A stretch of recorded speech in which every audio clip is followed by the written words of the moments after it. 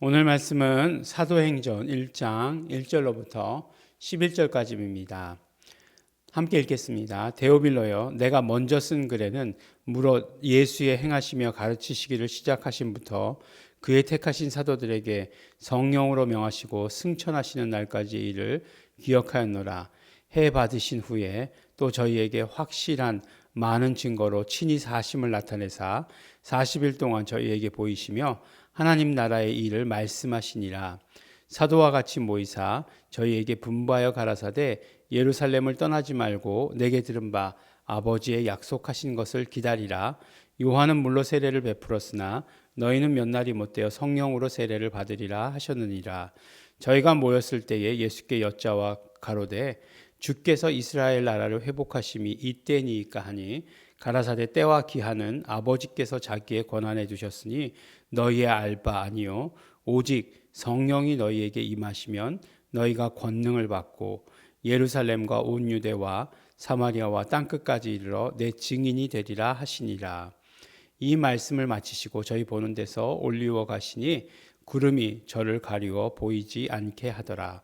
올라가실 때에 제자들이 자세히 하늘을 보고 있는데 흰옷 입은 두 사람이 저희 곁에 서서 가로되 갈릴리 사람들아 어찌하여 서서 하늘을 쳐다보느냐.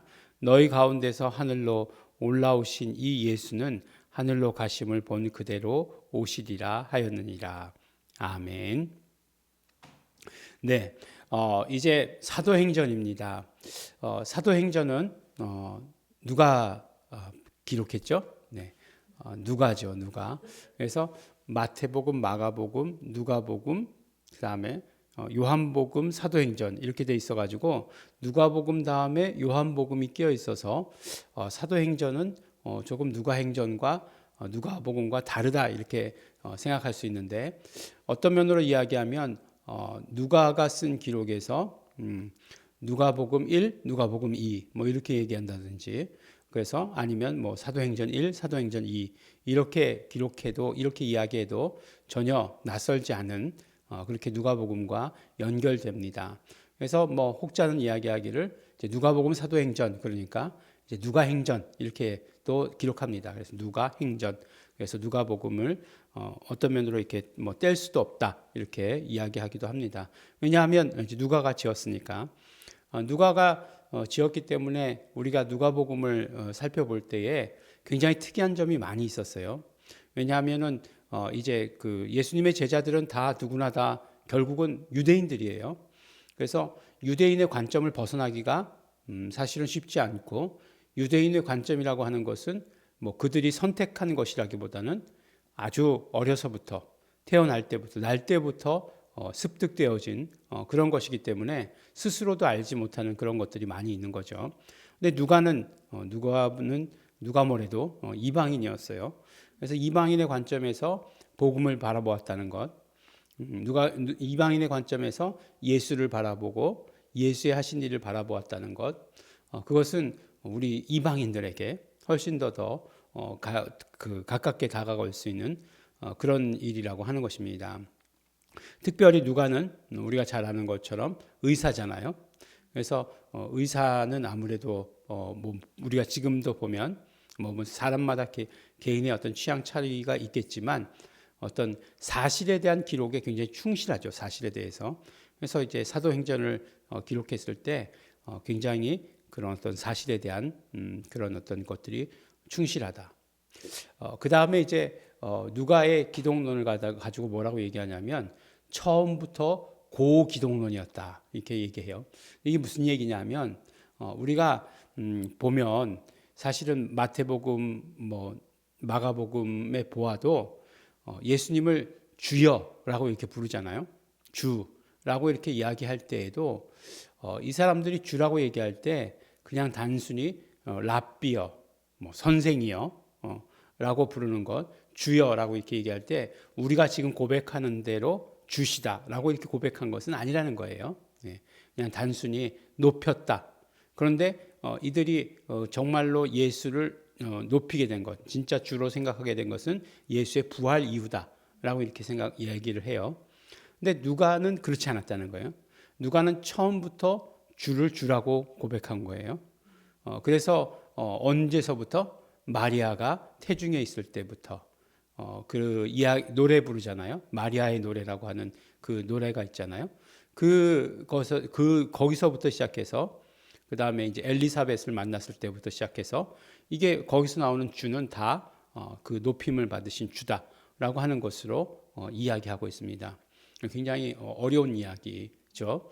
어려운 이야기를 하는 것을 용서해 주시기 바랍니다. 왜냐하면 맨날 보는 책이 그런 책이다 보니까 그 이야기가 나올 수밖에 없네요. 그래서 하여간 누가는 처음부터 그 고기독론을 가지고 있어서 예수를 주로 높이는 사람이었다. 그러니까 결국 거꾸로 이야기하면 주는 예수다라고 하는 것에 대해서 아주 깊이 머리 박혀 있었던 사람이죠. 그래서 이제 오늘 우리가 그 본문 말씀에 읽진 않지만 이제 1장, 2장 가면은 이제 베드로의 설교가 나오지 않습니까? 그러니까 하나님께서 너희가 못 박혀 죽은 그 예수를 주와 그리스도가 되게 하셨다라고 얘기할 때 주, 또 그 요엘서의 그 주일날 설교에도 나왔죠. 누구죠?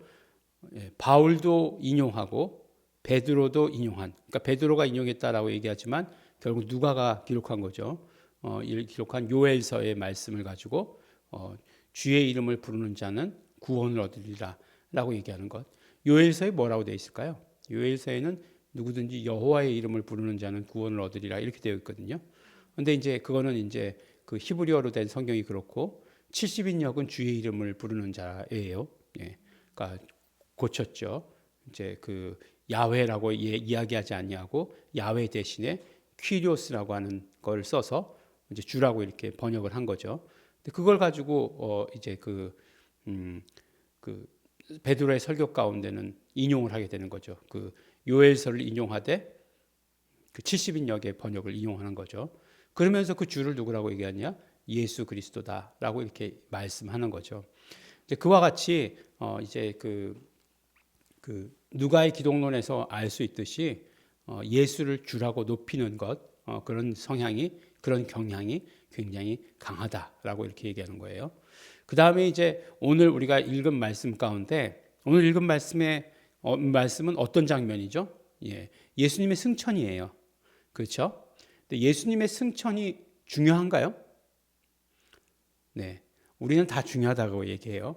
그래서 예수님의 죽으심, 예수님의 부활하심, 예수님의 승천하심, 예수님의 다시 오심. 그러니까 성령을 보내주심이 중간에 있고 예수님 다시 오심.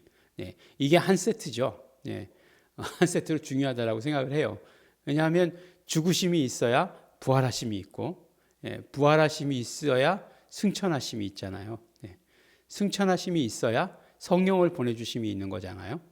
성령을 보내주심이 있어야 다시 오시는 예수님이 있으신 거 아니에요?